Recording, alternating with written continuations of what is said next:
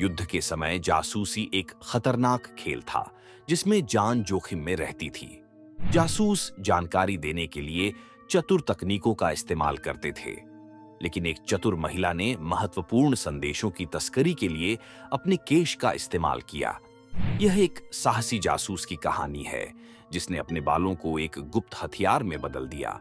1860 के दशक में अमेरिकी गृह युद्ध के दौरान खुफिया जानकारी जुटाना संघ और परिसंघ दोनों सेनाओं के लिए एक महत्वपूर्ण कारक था। महिलाओं को अक्सर जासूस के रूप में नजरअंदाज कर दिया जाता था, जिससे वे गुप्त अभियानों के लिए एकदम सही उम्मीदवार बन जाती थीं।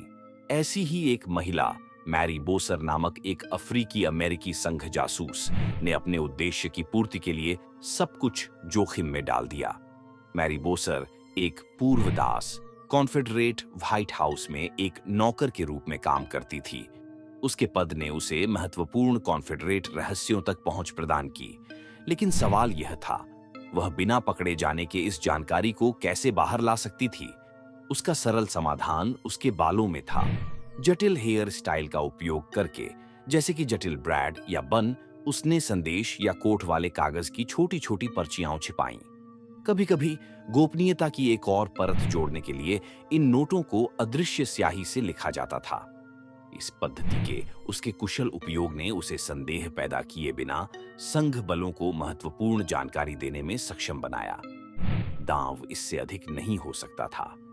अगर पकड़ी जाती तो मैरी को राजद्रोह के लिए तुरंत फांसी का सामना करना पड़ता।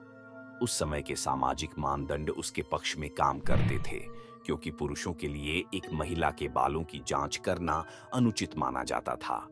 इस सांस्कृतिक वर्जना ने उसे एक अलग लाभ दिया, लेकिन इसका मतलब यह भी था कि उसे गहन जांच के तहत अपना संयम बनाए रखना था।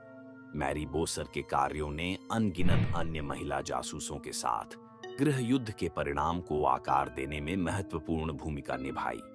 उनके साहस और सरलता को आज एक उदाहरण के रूप में मनाया जाता है कि कैसे संसाधनशीलता प्रतिकूलता पर विजय प्राप्त कर सकती है।